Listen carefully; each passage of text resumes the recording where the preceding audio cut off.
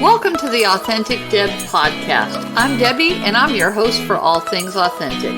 This podcast exists to bring people just like yourself from all over the world to share our stories, laugh at ourselves, and encourage each other along the way.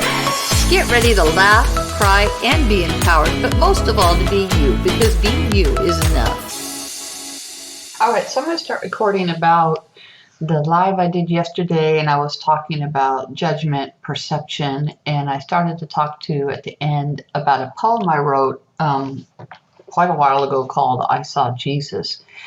And I can't find the poem, so I was talking to Chris, and I'm just going to record and see what comes out. Transcribe it later. So basically, I was going somewhere with some friends in Seattle, and it was at night, it was at dusk, and there was a young girl. I would say she was maybe 13 or 14.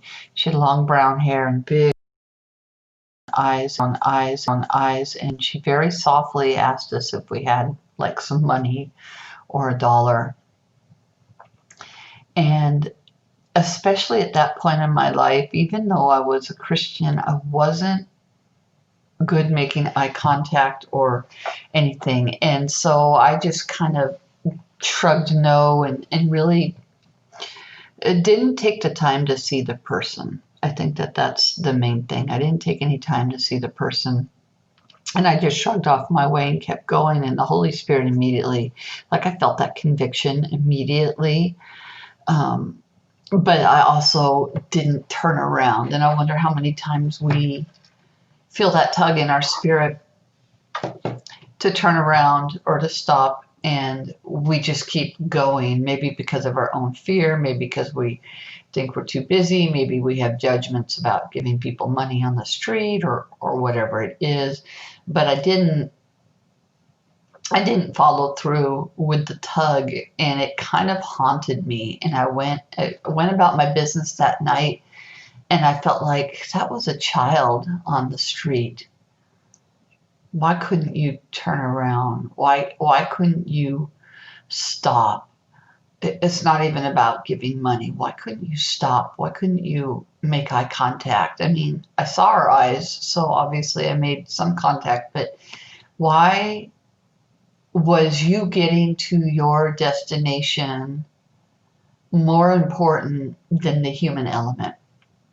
Why was getting to I don't know where we were going, but why was that more important than taking 45 seconds, a minute, 2 minutes, 5 minutes out of my day and turning around and engaging with somebody who was alone? And I was so not happy with myself. But I wasn't not happy with myself long enough to turn around and do anything about it. Was it peer pressure because I had other people with me and they equally didn't give the young lady a time of day? I don't know. I don't remember back that far. I just know that this memory came to me yesterday as I was talking about perception and what lens we look through when we see homeless people or people on the street, or whether they're dressed nicely or not dressed nicely. And like Chris says, it only takes a couple missed paychecks to find yourself there. And even now, as I talk about her, I can still feel that emotion of that. Like there was something really soft about her and calm and peaceful. And I still didn't turn around. And it's one of those situations that probably literally 15 or maybe possibly 20 years later now, the Holy Spirit brought it back to my memory, not to shame me, not to judge me, but it's a reflection. And so I wrote this poem called I Saw Jesus, and I wish that I hope that I find it somewhere through all the different computers I've been through. I looked in my poem folder the other day, and it's not there, but I know that folder's not complete. So I have some other places I can look, and I don't really think that I can rewrite the poem And I'm not sure that that's the point, but what I said, I remember I said something to the effect of, I saw Jesus and she had long brown hair and brown eyes, a waif in the night on a street waiting for some goodness, waiting for somebody to show her goodness, waiting for somebody to notice her existence. And me and my busyness and my self-importance shrugged, barely giving her the time of day and walking by. And I remember those words, okay, thank you, have a good night. And those words haunted me, and those eyes haunted me, because the word says, whatever you've done to the least of these, you have done unto. I saw Jesus last night. And I didn't take the time to love. And I didn't take the time to acknowledge. And I didn't take the time to seek to be a good Samaritan. I was too busy with my self-importance. I was too busy with getting to my destination, which eternally had zero impact on the rest of my life. But that young girl, that representation of Jesus, has impacted my life all this time forward. And the subtle whisper of the Holy Spirit rang like a symphony of clanging cymbals in my ear, insistent yet gentle. And I said, oh, I'm busy, God. I'm too busy to acknowledge one of your children. I'm too busy to pull $1 out of my pocket. I'm too busy to see if that person needed prayer or healing or empathy. I'm not on duty right now. I'm out with my friends to have fun. Check in with me later when my Christian hat is on, when my minister hat is on. Then I'll do whatever you ask me to do. I'll lay hands on 1,000 people. I'll pray and prophesy. But right now I'm on my way to go have fun. So my light is turned off. I've flipped the switch between ambassador of your kingdom and everyday person. Besides, I get my free time, right, God? Don't I get free time? I don't have to be on all the time, do I? Aren't I allowed to ignore the plight of others and just go have fun? I mean, you do want me to rest and relax, right? So I'm okay, right? I can walk by people. I can ignore your voice, because after all, you don't force me to do anything. I have free will, so I chose to voice your voice. Yet those eyes and that, okay, thank you, have a good night, they don't leave me alone. Not in shame. You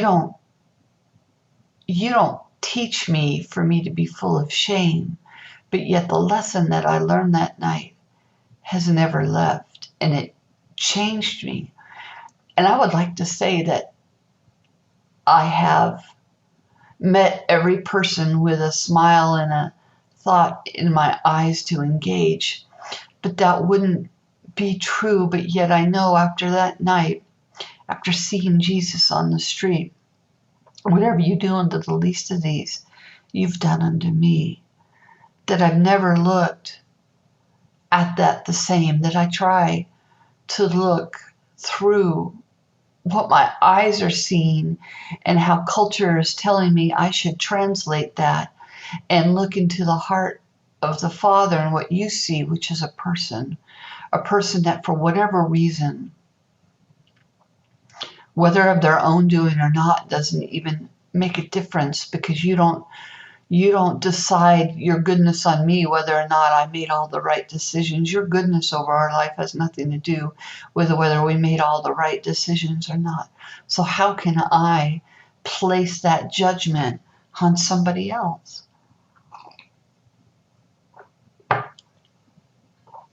So I saw Jesus last night. She She was a young teenager with brown hair and big brown eyes and a soulful look. She wasn't aggressive.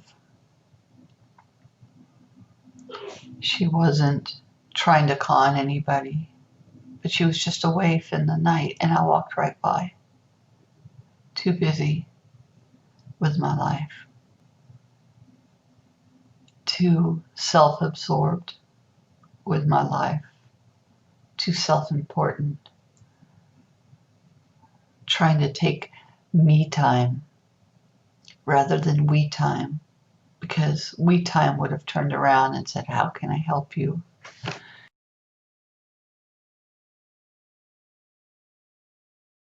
Never forget, never forget, never forget, never forget, never forget, never forget, never forget, never forget. How could I forget that? But I see situations all around me.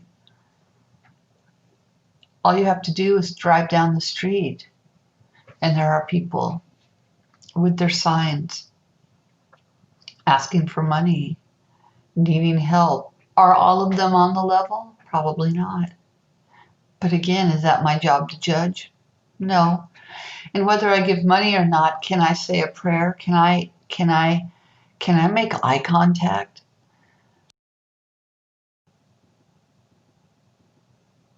I think of the person I saw yesterday who he must have been in his tent, but he had a sign there, and I thought it was incredulous that said, I take debit donations via Cash App, and had his Cash App tag, and then a bunch of signs and paint chalk about Jesus. And at first I thought,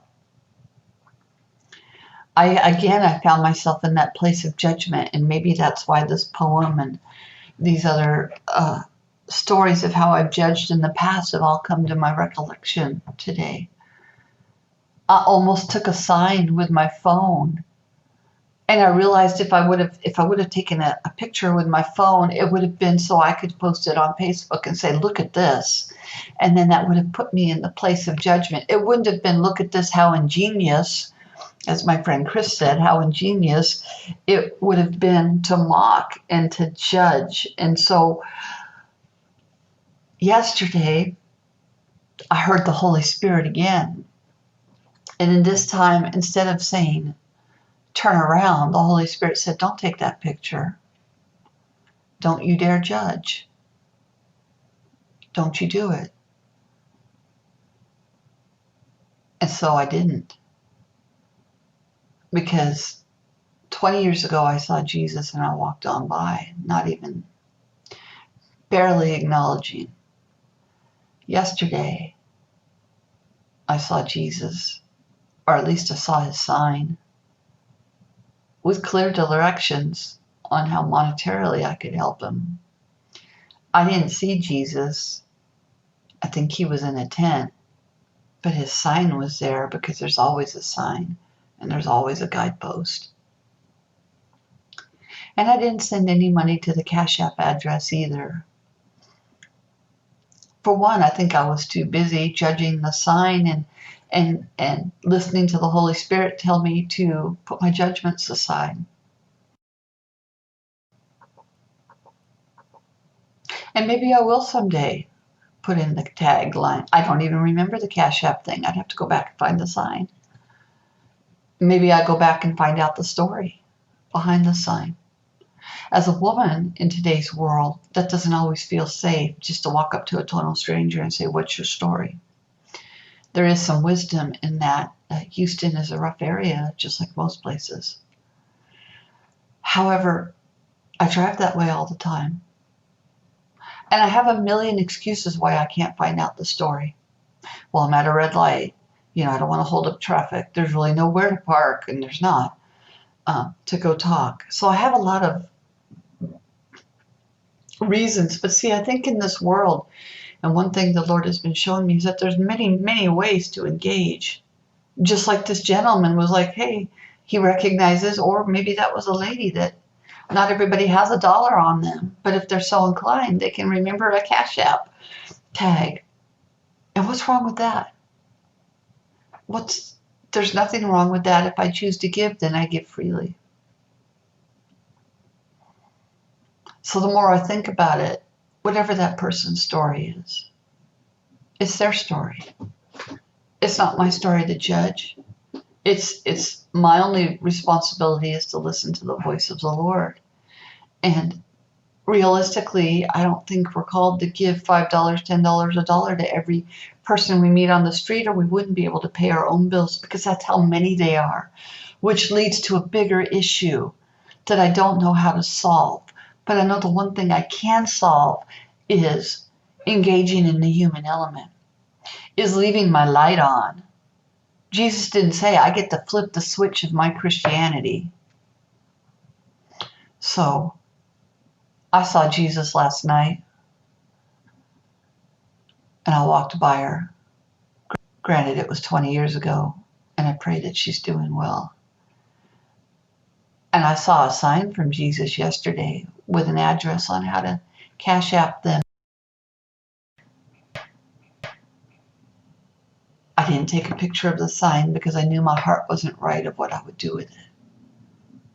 But now maybe I'll go back and take a picture of the sign, because I'll allow God to lead me in what to do with it. So when we see Jesus, Jesus shows up in many forms and in many ways. Open our eyes. Ask the Holy Spirit to speak. It's not about money, it's about love. Remember, whatever you do to the least of these, thought, word, deed, you do unto me. This is Authentic Deb, with an authentic story of my own shortcomings and yet my own growth.